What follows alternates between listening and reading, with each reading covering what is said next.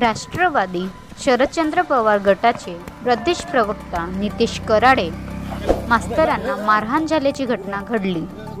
कराडे मास्तरांच्या मांडवा या गावात त्यांना मारहाण झाली। दरम्यान भाजपाचे कार्यकर्त्यांनी मारहाण केल्याचा कराडे यांनी आरोप केला आहे।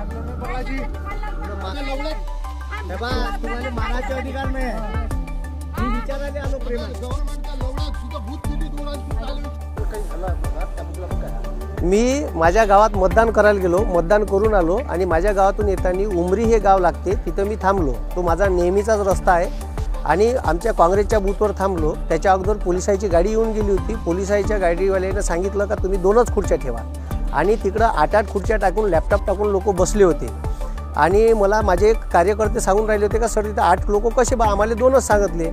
मग मी त्याचं ऐकलं। मग मी इच्छे PI कापडे साहेब यायला फोन केला तर ते येतो म्हणे आणि तिथं मला गावातल्या लोकांनी सांगितलं का ग्रामपंचायतचा कर्मचारी आशिष म्हणून तिथं बसला आहे, ठीक आहे, लॅपटॉप टाकून। ॲक्च्युली तो पक्षाचा बूथ असल्यामुळे तिथं बसता येत नाही। कलेक्टर साहेबांनी आणि SDO साहेबांनी BLOसाठी आतमध्ये जागा दिली आहे आणि सरकारी कर्मचाऱ्याला त्याच्या बूथवर बसायचा अधिकार नाही आहे। हे नसताना मी त्याला फक्त विचारायला जाऊ बा, मी काही एकही शब्द बोललो नाही। अर्ध्या रस्त्यात गेलो नाही, मेन रस्त्यावरच 2 बूथ एकासमोर एक असे लागले होते।